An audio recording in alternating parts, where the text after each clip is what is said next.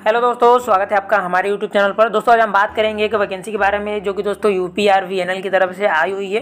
तो दोस्तों इसमें जेई की भी पोस्ट असिस्टेंट अकाउंटेंट की है, केमिस्ट और साथ ही साथ दोस्तों लैब असिस्टेंट की भी पोस्ट आई हुई है। तो आज इसी के बारे में हम पूरे डिटेल से बात करेंगे। दोस्तों आप इस वीडियो को लास्ट तक जरूर से देखिएगा। अगर आप इसके लिए एलिजिबल होंगे तो आप इसके लिए अप्लाई जरूर से करिएगा। दोस्तों तो चलिए बात कर लेते हैं सबसे पहले इसके बारे में। तो यहाँ पर आते हैं तो और यहाँ पर दोस्तों पोस्ट के बारे में बात कर ली जाए तो यहाँ पर लिखा गया है जूनियर इंजीनियर, यानी हिंदी में लिखा गया है अवर अभियंता। और यहाँ पर अगर ब्रांच के बारे में दोस्तों बात कर ली जाए तो पहले नंबर पे है यांत्रिकी यानी मैकेनिकल। तो इसके लिए टोटल जो सीट है दोस्तों 33 सीट है यहाँ पर। और इलेक्ट्रिकल के लिए 29 सीट है। इलेक्ट्रॉनिक्स कंट्रोल एंड इंस्ट्रूमेंटेशन के लिए 16 सीट है। और साथ ही साथ दोस्तों कंप्यूटर साइंस के लिए भी 4 पोस्ट यहाँ पर आई हुई है। और दोस्तों यहाँ पर कैटेगरी वाइज भी सीटों को बांटा गया है। तो ये आप इस प्रकार से देख लीजिएगा। दोस्तों एक तरह से कह सकते हैं कि सीट तो काफ़ी कम आई है, लेकिन हाँ दोस्तों वैकेंसी तो आई है। क्योंकि वैकेंसी अक्सर क्या होता है कि काफ़ी लेट करके आता है, लेकिन यूपीआरवीएनएल यूपीपीसीएल का समय पे ही आ जाता है।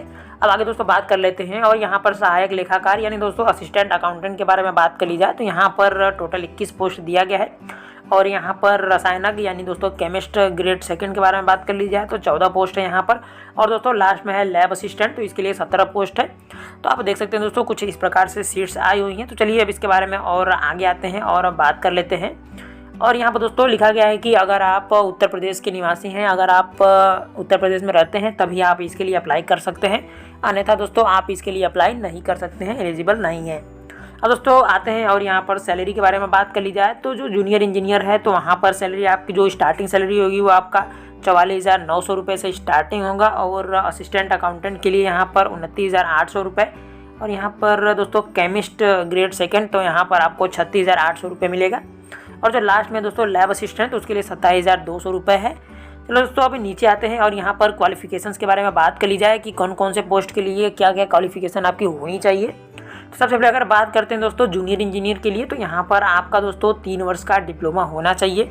और साथ ही साथ दोस्तों ब्रांच तो आपको पता ही होगा, यहाँ पर electrical, mechanical, electronics, control and instrumentation, यहाँ पर इंस्ट्रूमेंटेशन और कंप्यूटर साइंस इस प्रकार से दिया गया है।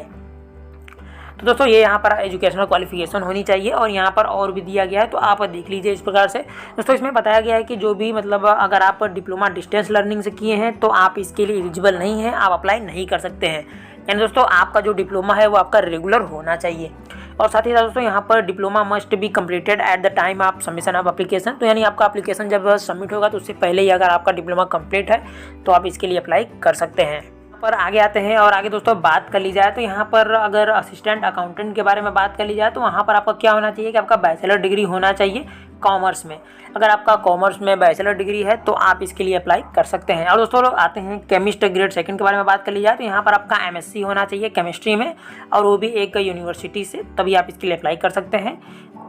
अगर दोस्तों आगे हम बात कर लेते हैं लैब असिस्टेंट, तो लैब असिस्टेंट के लिए आपका क्या होना चाहिए दोस्तों कि आपका इंटरमीडिएट होना चाहिए और आपका इंटर में केमिस्ट्री सब्जेक्ट आपका अनिवार्य होना चाहिए, तभी आप इसके लिए अप्लाई कर सकते हैं। यानी दोस्तों एक प्रकार से देखा जाए तो इसके लिए एमएससी, इंटरमीडिएट, डिप्लोमा और साथ ही साथ दोस्तों बैचलर डिग्री इन कॉमर्स, यानी दोस्तों अगर आपका बीकॉम है तो आप इसके लिए अप्लाई कर सकते हैं।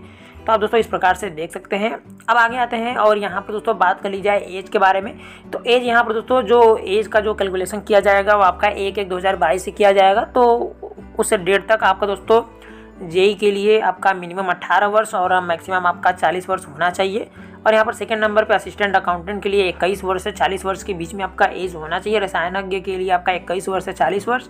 और लैब असिस्टेंट के बारे में बात कर ली जाए तो 18 से 40 आपके बीच में एज होना चाहिए, तभी आप दोस्तों इसके लिए अप्लाई कर सकते हैं। तो दोस्तों आगे आते हैं और इसके बारे में और भी चीज़ें जान लेते हैं।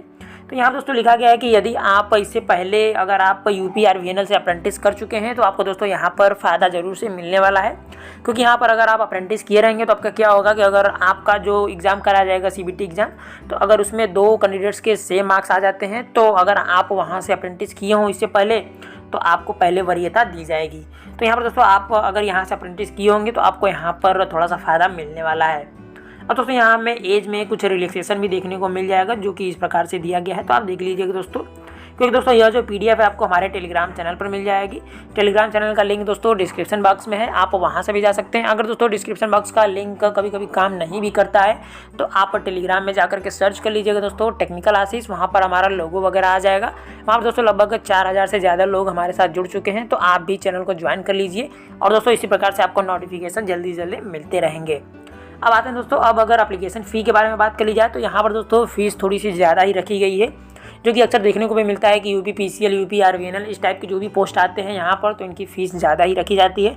और अगर दोस्तों यहाँ पर बात कर ली जाए तो SC/ST कैंडिडेट्स के लिए 826 रुपये यहाँ पर फीस रखी गई है, और अगर अनएसडी यानी कि जनरल OBC है तो आपका 1180 रुपये यहाँ पर फीस रखा गया है। और दोस्तों यहाँ पर दिव्यांगजन यानी PWD कैंडिडेट्स के लिए यहाँ पर 12 रुपये रखी गई है, जो कि तो काफ़ी कम फीस है, जो कि होना भी चाहिए कम, उन लोगों को कुछ तो दोस्तों मिलना चाहिए। चलिए ठीक है, अब आगे आते हैं दोस्तों, और यहाँ पर अब बात कर लेते हैं कि और क्या क्या चीज़ें यहाँ पर दी गई हैं। हाँ दोस्तों, आगे आते हैं और आगे बात कर लेते हैं दोस्तों सिलेक्शन प्रोसेस के बारे में। सिलेक्शन आपका किस प्रकार से होगा, तो सिलेक्शन के लिए आपको दोस्तों एक CBT एग्ज़ाम होगा।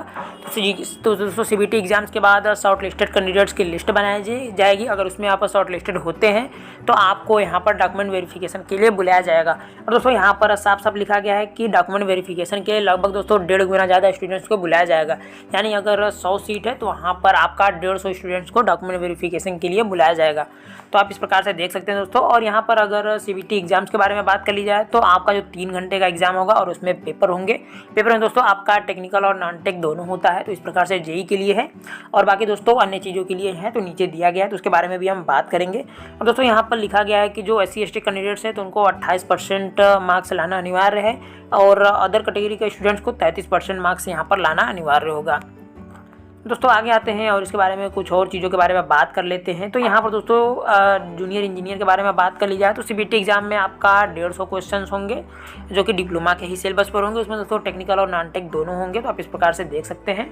और यहाँ पर दोस्तों लिखा गया है कि जो 50 ऑब्जेक्टिव क्वेश्चन होंगे वह दोस्तों general Hindi, general knowledge and reasoning, तो इस प्रकार से 50 होंगे। और बाकी आपका जो 100 होगा तो प्योरली टेक्निकल होगा, आपके ब्रांच वाइज वो दोस्तों किया जाएगा। अगर आप इलेक्ट्रिकल से हैं तो इलेक्ट्रिकल के क्वेश्चंस होंगे, मैकेनिकल से हैं तो मैकेनिकल के, इस प्रकार से रहेंगे। और दोस्तों यहाँ पर आपका 0.25 माइनस मार्किंग भी यहाँ पर रखा गया है। और बाकी दोस्तों इसी प्रकार से यहाँ पर असिस्टेंट अकाउंटेंट के बारे में भी लिखा गया है, और केमिस्ट और लैब असिस्टेंट के लिए भी इसी प्रकार से दिया गया दोस्तों कि यहाँ पर आपका 150 क्वेश्चन होंगे, यानी 150 क्वेश्चन यहाँ पर होंगे। और उसमें भी आपका 50 क्वेश्चन यहाँ पर लैब असिस्टेंट के लिए पार्ट 2 है, यानी कि 50 क्वेश्चन आपका general Hindi, English, general math, general knowledge, reasoning इस प्रकार से होंगे। और बाकी दोस्तों सभी के लिए तो इसी प्रकार से ही दिया गया है। और दोस्तों आगे आते हैं और यहाँ पर कुछ और दोस्तों इंपॉर्टेंट चीज़ों के बारे में बात कर लेते हैं। तो यहाँ पर दोस्तों यहाँ पर बताया गया है कि आपको अप्लाई किस प्रकार से करना है। तो अप्लाई के लिए दोस्तों आपको UPRVNL की वेबसाइट पर जाना है, और वहीं से आप यहाँ पर अप्लाई कर सकते हैं। और यहाँ पर दोस्तों सारी चीज़ें बताई गई हैं कि आपको किस प्रकार से अप्लाई करना है, फ़ोटो वगैरह कितने KB में कितने कौन कौन से डॉक्यूमेंट्स अपलोड करने हैं, तो ये सारी चीज़ें आप दोस्तों पढ़ लीजिएगा। दोस्तों हम आते हैं लास्ट में और अब बात कर लेते हैं कि दोस्तों यहाँ पर जो लास्ट डेट है या एप्लीकेशन जो स्टार्टिंग डेट है वह क्या क्या रखी गई है, तो इसके बारे में बात कर लेते हैं। तो यहाँ पर दोस्तों आपका जो स्टार्टिंग डेट है वो आपका 28 जनवरी 2022 है, और जो लास्ट डेट है दोस्तों 27 फरवरी 2022, यानी आपको लगभग कंप्लीट 1 महीने का टाइम दिया गया है, तो आप उसके बीच में अप्लाई कर सकते हैं। और दोस्तों यहाँ पर जो लास्ट डेट है फीस जमा करने की वह आपका 29 फरवरी 2022 है 11:45 पे। तो आप दोस्तों इस प्रकार से देख सकते हैं कि ये डेट रही दोस्तों, और ये रही एक वैकेंसी। दोस्तों अगर आप इसके लिए एलिजिबल हो तो आप इसके लिए ज़रूर से ही अप्लाई करिएगा। अगर आपको दोस्तों कोई भी डाउट होता है तो आप यहाँ पर कमेंट कर सकते हैं, या तो आप हमें पर्सनली इंस्टाग्राम पर भी मैसेज कर सकते हैं दोस्तों, आपको रिप्लाई ज़रूर से ही दिया जाएगा। तो दोस्तों इसी प्रकार के वीडियोज़ के लिए हमारे चैनल को सब्सक्राइब कर लीजिए। दोस्तों वीडियो अच्छी लगी तो वीडियो को लाइक कर दीजिएगा, और अपने दोस्तों में भी ज़रूर से इसे शेयर करिएगा, ताकि दोस्तों अधिक से अधिक लोगों के पास ये नोटिफिकेशन पहुँच जाए, और जो भी इसके लिए एलिजिबल हैं वो अप्लाई ज़रूर से करें। तो दोस्तों मिलते हैं अगले वीडियो में। जय हिंद।